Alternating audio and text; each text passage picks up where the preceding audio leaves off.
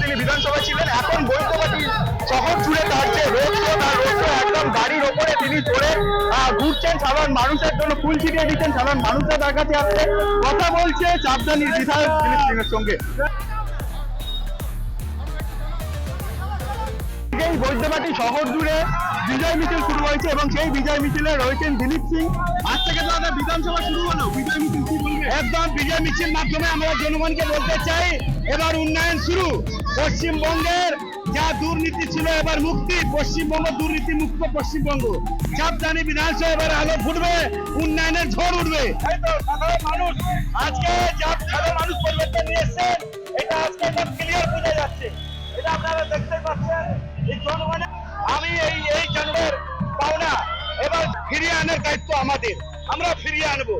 এই পশ্চিমবঙ্গের চাকরি ভাগ হবে, এই পশ্চিমবঙ্গের শিল্প হবে।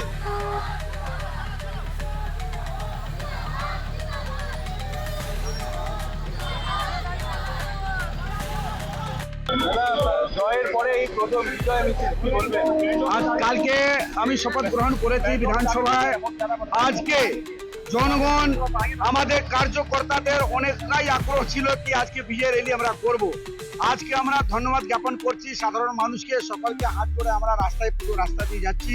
আমরা এই পৌরসভা, বৈদ্যবাটী পৌরসভা থেকে নিয়ে জোড়াসতলা অবধি আমরা এই বিজয় মিছিলটা করব, জনগণকে ধন্যবাদ জ্ঞাপন করব। করার পর আমরা এই সুশাসন রাজ্য এসছে সেটা আমরা বার্তা দিতে চাইছি সাধারণ মানুষকে।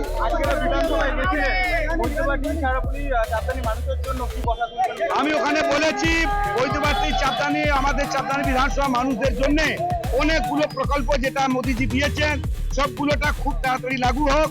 এই অপশাসন সরকারের বিদায়ী সুশাসন সরকার এসছে, শুভেন্দু অধিকারী সিএম মাধ্যমে আমরা অনেকগুলো প্রকল্প মানুষদের কাছে পৌঁছে দিতে পারবো। বাংলা হান্টের আরো খবর দেখতে নজর রাখুন। বাংলা খবর মানেই বাংলা হান্ট।